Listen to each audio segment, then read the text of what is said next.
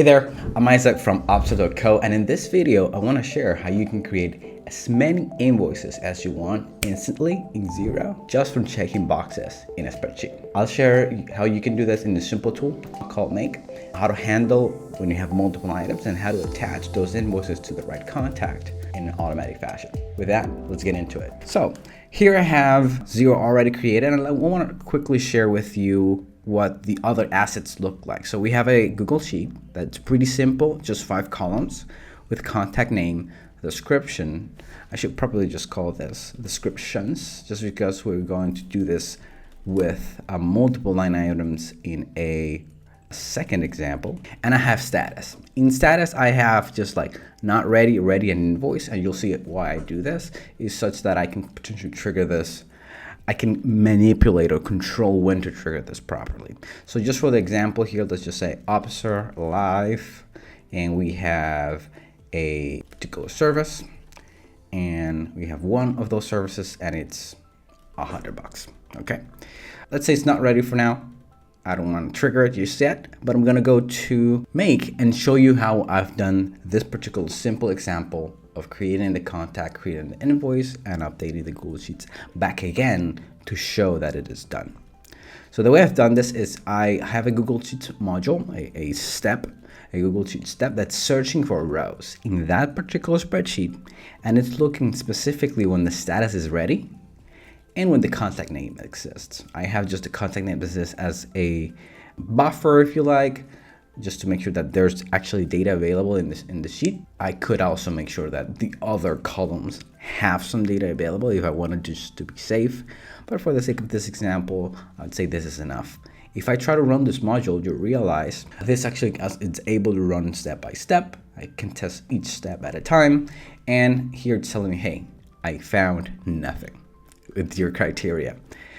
If I move this to ready, though, I should be able to come here and say, run it again, and let me see if you find what I have. And there it is. And we can see the contact name, the description, the quantity, and the amount. Perfect. Now, I would create the invoice straight away if I could, but the challenge is that the invoice requires a contact ID. As a result, I have to make sure I create the contact first. So that's exactly what I do using the demo company I have. Here, I create the invoice now with the contact ID, and in the first item, I have a description, the quantity, and the amount.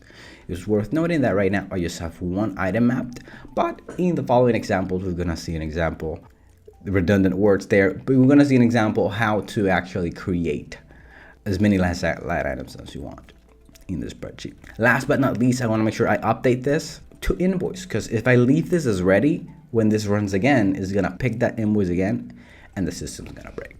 So if I go to the contact section of my demo company Xero and I look for Opzer, we're gonna probably see several Opzer contacts because I tested this in advance, but I haven't had an Opzer live version. So if I go ahead and run this, we should be able to see it creates the contact, it creates the invoice, and it updates the spreadsheet. If I go to the spreadsheet, I should see now that this is invoice. Great. And I should see that the contact should now be here available in my contact list. And if I click on that contact, Opzer Live, I should be able to see an invoice for that quote unquote client. That's $100. And if I click on it, I should be able to see the detail. Oh, hey, here's the service, description, here's the quantity, and here's the price. Looks like it categorizes into a particular account straight away because maybe there are other rules, but you could potentially manipulate that and have other items, have other accounts, have other quantities if you have that, if you map that differently in the spreadsheet, and potentially some of these other fields. But just to keep the example simple, we populated these 3 particular fields. Now, you might wonder, well, this is actually creating the contact every time, but now this contact exists. So that's the second step I want to run through you, because this particular automation would actually break when the contact is already there, as you can see here. Hey, I already have a contact, or in this particular case, actually, it broke because there's no contacts and there's nothing I have here. But let's just say I copied this and I wanted now a different, service number 2 that has 2 items and it's $50 and it's ready. I could try to map this and run this through this workflow, but it wouldn't work because Opzer Live, it's already assigned. It already exists. So that's what I want to share with you on version 2 of this workflow. In version 2 of this workflow, I've made sure to actually find the contact first, so that if it doesn't exist, we create it. And if it exists, we simply create the invoice straight away because we found it. And the only change in this workflow is these filters. This module, it's called a router module, that allows me to go into different paths based on different conditions. Conditions which are included in this filters, as I'll share. And now we're searching for the contact in advance. The invoice and the spreadsheet steps are exactly the same. Okay, so if we take a look, we can see that's ready, and as we saw earlier, but now I'm searching for the contact. Specifically, I'm looking for the contact name as a search term. And then what I'm doing is I have two paths. One is, did you find anything? And the way I have that is the bundles you returned in step 8, meaning in search for contacts. Is it 0? If it's 0, it means you didn't find anything. If it's actually not 0, it means you found something, and I want you to create that invoice rather than create the contact a second time. The way we can actually go ahead and test this, let's actually put this particular invoice. Let's say I want to create 2 invoices straight away for the same contact. Okay. And those invoices look different. We have service number 2, service number 3. And what should happen here is it should pick both up, and it should work for both, but on different paths. Because when it picks this one, it's going to say, cool, I don't have, actually, let me put Opzer Live 2. I don't have Opzer Live 2 in my contact database. So I'll create it. But the second time, it should be like, oop, wait a second, it is there. Let's actually make sure we don't recreate it again, but we follow the other path. Let's see if that's what happened by running this workflow. And let's see what happens. So you can see the first path went through here up until in the path that's here up in the first path, and the other one ran through here. So if I go back to the spreadsheet, I can see that both of them were invoiced. And if I go back to the contacts, I should now also see this Opzer Live 2 version with now an invoice, with now 2 invoices, right? One that's service quantity 3. Oh, that's right. Quantity 3 and 25. That's what, $75. I was a little confused there, but that's right. That's exactly what I said. And the other invoice that has 2 or service 2 at $50. That is exactly what I shared. Now, what if I have multiple line items within the same invoice, which is often the case? And that's what I want to share with you on version 3 of this workflow, which gets a little bit more advanced, but it shows you sort of the power of some of the other built-in tools that Make has available for you. So in this example, again, I replicated the version 1. You notice that here I'm creating the contact, meaning I don't have that condition that we just talked about of searching the contact and creating it or not creating if it's already there.